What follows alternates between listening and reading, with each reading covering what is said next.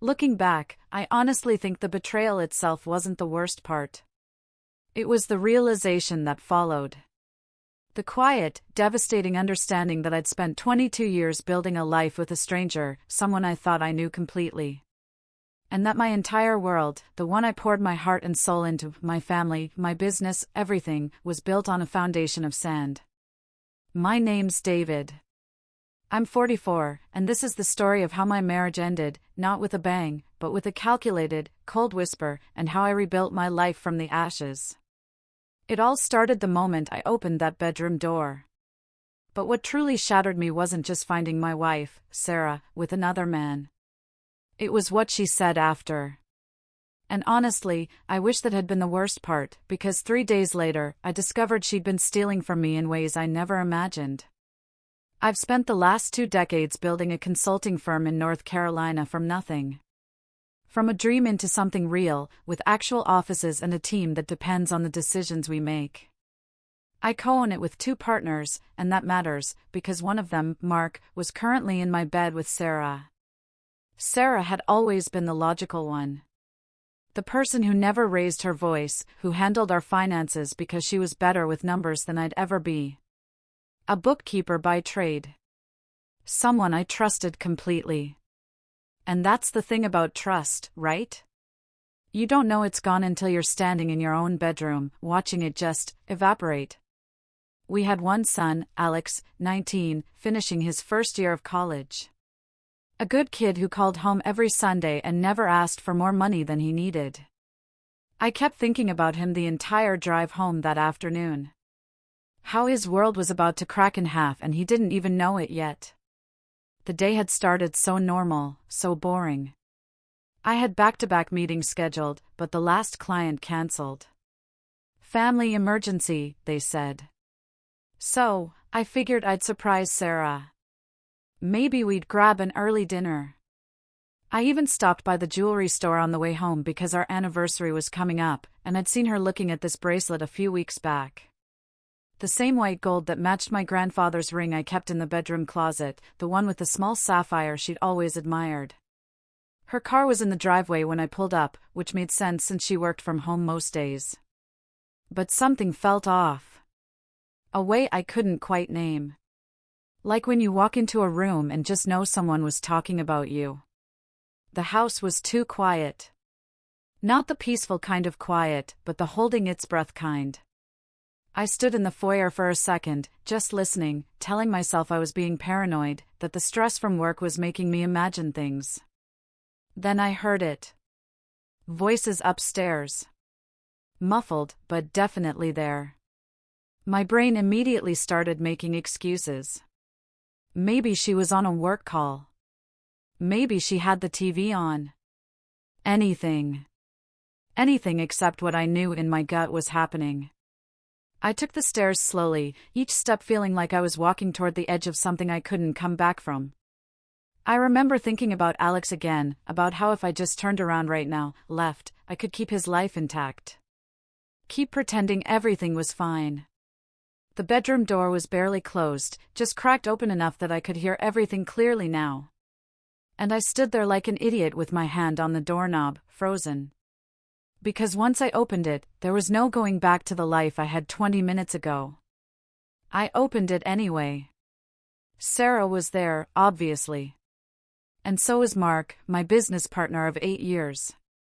The guy I'd trusted with half my company. The guy who'd been to our house for dinner probably 50 times. The look on his face was pure panic, like a kid caught shoplifting. But Sarah? She just looked annoyed. Not guilty, not sorry, just irritated, like I'd interrupted something important. And she actually said, "You're early." Like I was the one who'd done something wrong. Like I should have called ahead before coming to my own house. Mark grabbed his clothes and bolted past me without a word, nearly knocking me over on his way out. But I wasn't watching him. I was watching Sarah pull the sheet around herself with this expression that was somehow both defensive and bored. And when I just stood there, unable to form words, she rolled her eyes and said, "Oh, come on. It was one time. Don't make it into some huge drama." The bracelet box was still in my jacket pocket. I could feel the weight of it pressing against my ribs, and I thought about taking it out right then, showing her what I'd been planning. But what would be the point? I opened my mouth to say something, anything. To ask how long, or why, or what the hell she was thinking. But she cut me off with, "Honestly, David, you're overreacting. It's not like it means anything. It just happened." I still didn't speak. Couldn't. My brain was trying to process what was happening, but nothing made sense. This wasn't how betrayal was supposed to look. Where was the crying? The begging for forgiveness? The remorse? Instead, she sat there looking at me like I was inconveniencing her. And then she said it. The thing I'll probably never forget. She tilted her head slightly and smiled. Not a nice smile. Something cruel. She said, "If it makes you feel better, he's better in bed anyway, so maybe you should be thanking me for not wasting both our times." Something in me went completely cold. Like someone had flipped a switch and turned off every emotion I had. I just nodded once, turned around, and walked out. I didn't slam doors. Didn't yell. Didn't even look back. I just got in my car and drove. No destination in mind, just away from that house and the person I apparently never knew at all. My phone started ringing before I even made it to the highway. Sarah's name lighting up the screen over and over. But I couldn't deal with her voice right now. Couldn't handle whatever excuse or justification she was preparing. I ended up at Ben's place, my college roommate, who lived about 40 minutes away. And when he opened the door and saw my face, he didn't ask questions. Just pulled me inside and handed me a drink. We sat in his living room for maybe an hour before I could actually form sentences. And even then, all I said was, "Sarah was with Mark." Ben just nodded slowly, processing, then asked, "What are you going to do?" And honestly, I had no idea. That night, I stayed on his couch, phone still blowing up with messages from Sarah, ranging from angry to apologetic to angry again. But I couldn't bring myself to read them. Couldn't engage with whatever narrative she was trying to build. Morning came too fast and too slow at the same time. I woke up with this crystal clear thought: I couldn't control what she'd done. Couldn't change it or fix it. But I could control what happened next. And I was going to make damn sure she understood exactly what she'd thrown away. I started making calls. My bank first, then my lawyer, then my accountant, moving through my mental checklist like I was handling a client crisis. Because if I stopped to actually feel what was happening, I'd fall apart. And I couldn't afford that. Not yet.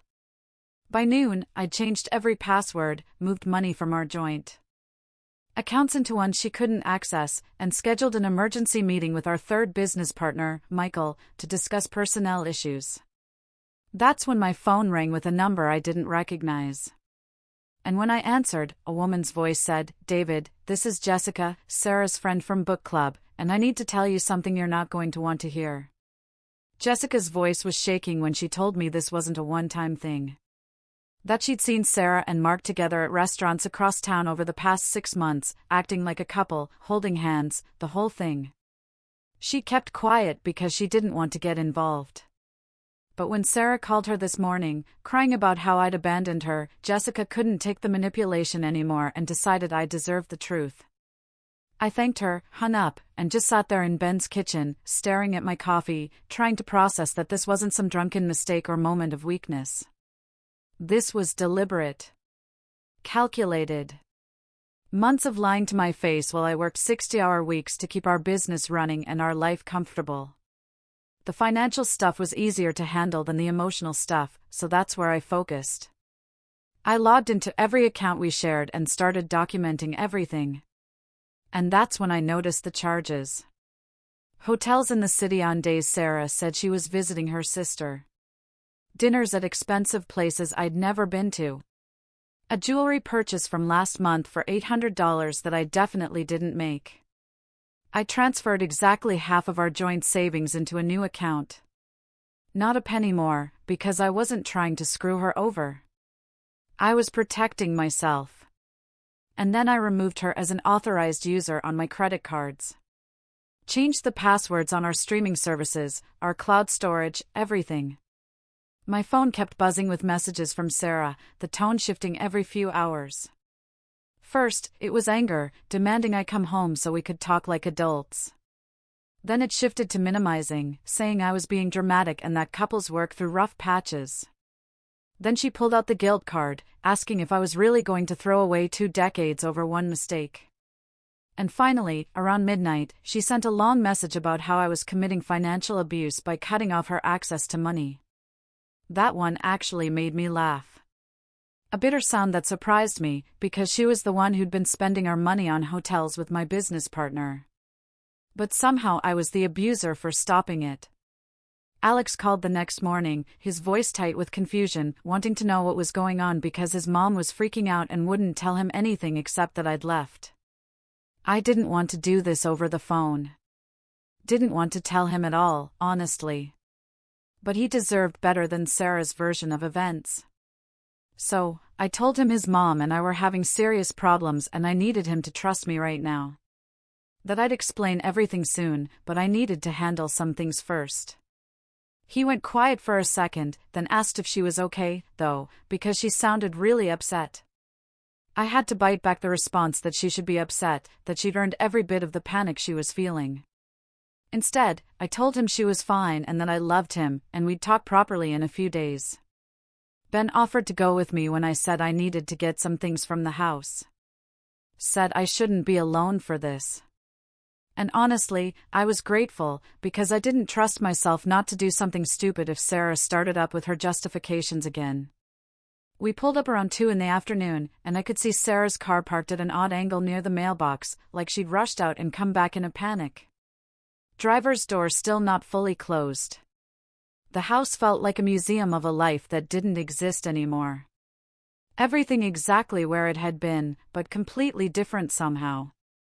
I went straight to the bedroom, grabbed clothes and my laptop, some documents from the filing cabinet. And then I remembered my grandfather's ring. The one I'd inherited when he died, white gold with a small sapphire. Nothing flashy, but it meant something to me. I kept it in a wooden box in my closet for safekeeping. The box was still there, but when I opened it, nothing. Just empty velvet lining. I stood there staring at it like if I looked long enough, the ring would reappear. Ben came up behind me and asked what was wrong. I showed him the empty box without saying anything. We tore apart the bedroom looking for it. Checked drawers, under the bed, in her jewelry box, everywhere. And that's when I found the receipt crumpled in the bathroom trash under some tissues, like she tried to hide it, but not very well. A pawn shop on the east side of town. Dated a week ago. Item description said men's white gold ring with stone. The amount made me feel sick, $150. My grandfather's ring, that he wore for 60 years, that he gave me on his deathbed, sold for less than her dinner bills with Mark. Ben put his hand on my shoulder and said something about getting it back, but I wasn't listening. I was doing math in my head. A week ago was when Sarah had suddenly mentioned needing new tires for her car. Said it was urgent and expensive, and I'd transferred money without question, because that's what you do for your wife. Except now I realized she'd pawned my grandfather's ring and still asked me for money. Double dipping while planning God knows what with Mark.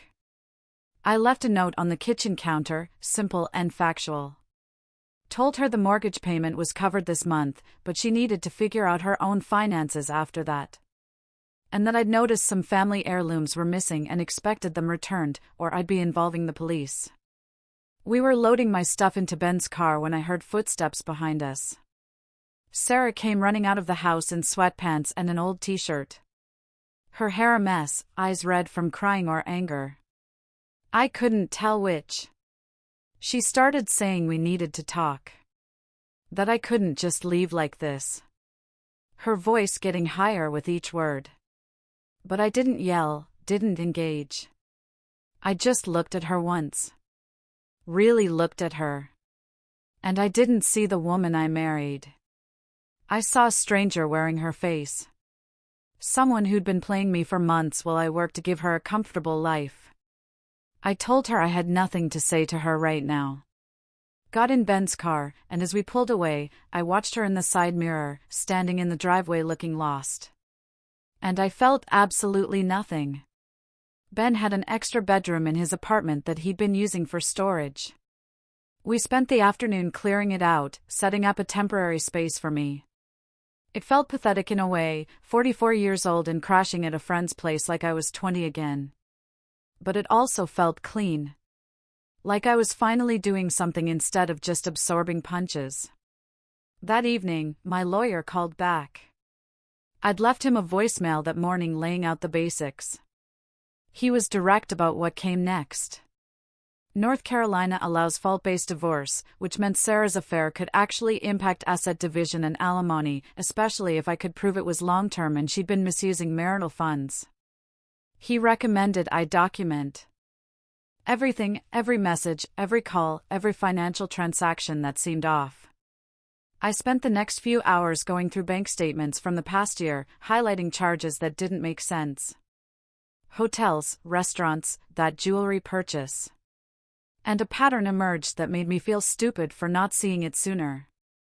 Every other Thursday, there was a hotel charge, like clockwork. Which meant this wasn't spontaneous passion. This was scheduled. They had a standing appointment to destroy my life while I was working late those same Thursdays to close deals and keep the business growing. My phone buzzed around 9 that night with a message from a number I didn't recognize.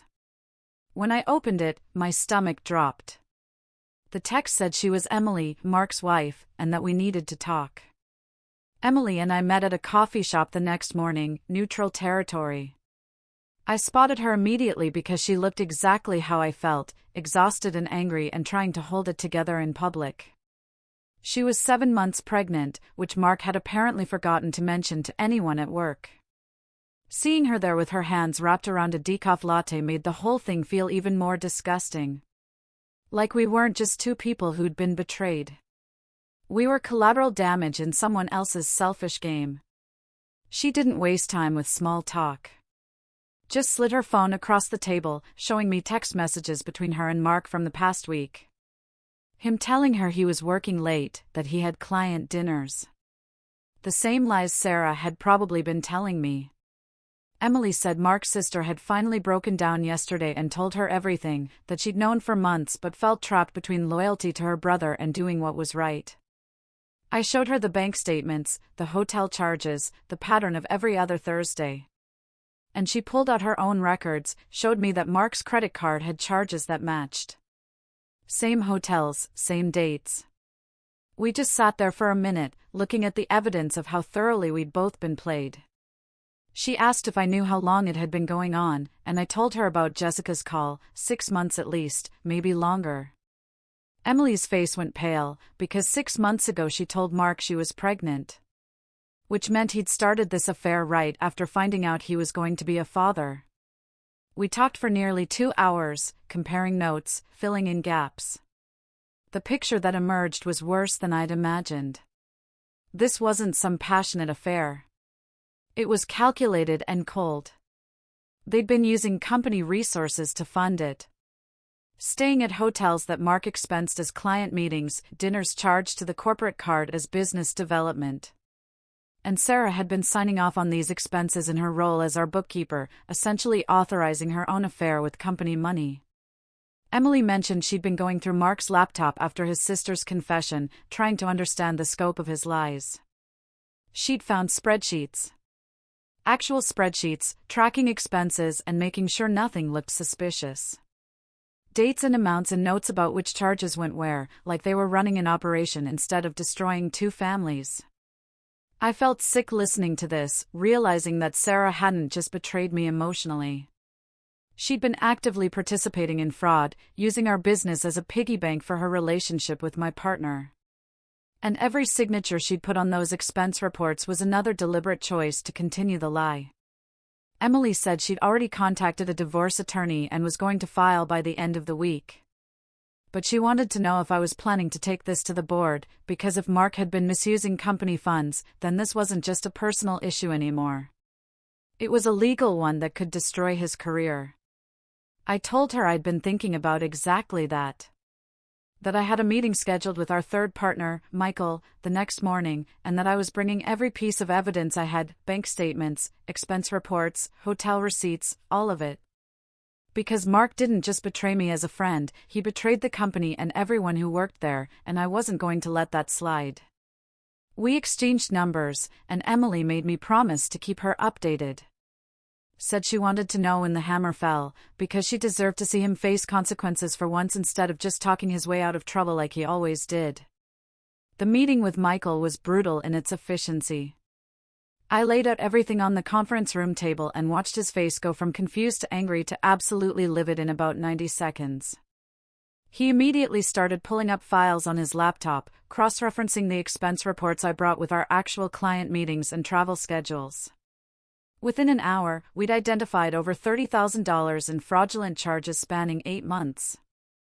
Hotels that had no corresponding client visits, dinners on nights when no one was traveling for business, cash advances that went nowhere except presumably into their pockets. Michael was so angry he actually had to step out of the room for a minute to compose himself before calling our lawyer. By noon, we had a plan. Mark was going to be terminated immediately, his access to all systems revoked, his partnership stake bought out at the minimum allowed by our operating agreement, and we were documenting everything for potential criminal charges. Because this wasn't just an affair, this was theft. Sarah's situation was simpler. She was an employee, not a partner. So, Michael drafted a termination letter citing misuse of company resources and breach of fiduciary duty, effective immediately. No severance, no references. Honestly, I felt nothing when I signed off on it. Just a cold sense that justice was finally moving in the right direction. I called Alex that afternoon and asked him to meet me for dinner. Told him it was important and that I needed to explain some things face to face. When he showed up looking worried, I didn't waste time with preamble. Just laid out the facts. His mom had been having an affair with my business partner for at least 6 months. They'd been stealing from the company to fund it. And I caught them in our bedroom. Alex just sat there, his burger untouched, processing. Then he asked if I was sure, if maybe there was some misunderstanding. I showed him some of the expense reports on my phone, the hotel receipts, the pattern that was too consistent to be anything but intentional. I watched something break in his eyes. That moment when your parent stops being infallible and becomes just another flawed human who made terrible choices. He got quiet after that. The kind of quiet that comes from having your understanding of someone completely rewritten. Finally, he said he believed me and that he was sorry, which made me feel worse somehow, because he shouldn't have to apologize for his mother's choices. But I told him I loved him and that none of this changed how I felt about him. I think he needed to hear that more than anything else I could have said. The divorce moved faster than I expected. Sarah's lawyer took one look at the evidence and apparently advised her to settle, because fighting it would mean all of this coming out in court, the affair, the fraud, the misuse of marital assets, everything. She didn't want that kind of public humiliation. She signed the papers 3 weeks later without contest. I kept the house and my retirement accounts. She got her car and a small portion of savings. No alimony, because North Carolina's adultery laws worked in my favor. Honestly, I didn't care about any of it. I just wanted it done so I could start rebuilding. My lawyer managed to get my grandfather's ring back from the pawn shop. Had to pay $600 to reclaim it, which was more than Sarah got for it. But holding that ring again felt like reclaiming a piece of my family that she tried to steal. I put it back in its box, knowing it would stay safe this time. Mark ended up facing criminal charges for the corporate theft. Emily made sure the district attorney got every piece of evidence we compiled. Last I heard, he was looking at probation and full restitution of the $30,000, plus legal fees. His career in consulting basically over, because nobody wants to hire someone who steals from their own company. And his marriage was done too, because Emily filed the day after our coffee meeting. I moved into a new apartment downtown about a month after everything settled. Something modern with floor-to-ceiling windows and zero memories attached to it. Completely different from the house I'd shared with Sarah. Alex started coming by most weekends to watch games or just hang out, which surprised me, because I thought he might pull away after everything. But if anything, we got closer. Like the lies being gone made room for something more honest between us. Ben kept trying to get me back into the social scene, dragged me to dinners with his other friends, and tried setting me up on dates. I appreciated the effort, even if I wasn't ready for most of it. But it was nice to feel like life was moving forward instead of just treading water in the wreckage. About 4 months after everything fell apart, Michael and I hired a new partner to replace Mark, a woman named Lisa, who came with impeccable references and zero connection to our personal drama. We also brought on a new bookkeeper, someone from outside our network, who underwent a background check that would have made the FBI proud. The business recovered faster than I expected. Turned out that losing a partner who was actively stealing from us actually improved our profit margins. Our team seemed relieved to have the tension gone, even if they didn't know all the details. I started taking photography classes on weekends, something I'd always wanted to do but never had time for. There was something therapeutic about learning to see the world through a lens, focusing on composition and light instead of betrayal and fraud. Alex brought his girlfriend to meet me around month 5. A smart pre-med student who made him laugh. Watching them together reminded me that not all relationships were built on lies. That some people actually chose honesty and kindness. And maybe someday I'd find that again. But for now, I was okay just being his dad and figuring out who I was outside of being someone's husband. 6 months after opening that bedroom door, I was doing okay. Not great, but genuinely okay. The kind of okay that comes from surviving something you didn't think you could survive and realizing you're stronger than you gave yourself credit for. The business was stable. My relationship with Alex was better than it had been in years. And I'd stopped checking my phone every morning expecting some new disaster from Sarah, who'd apparently moved 2 states away to start over somewhere nobody knew her story. I still thought about that moment sometimes, standing in my bedroom doorway, watching my entire life rearrange itself in an instant. But mostly I thought about what came after. The choices I made when everything fell apart. The people like Ben and Emily and Michael who showed up when it mattered. And yeah, the betrayal didn't destroy me. It just burned away everything that wasn't real and left me with something harder and more honest. And I guess that's not the worst way to start over.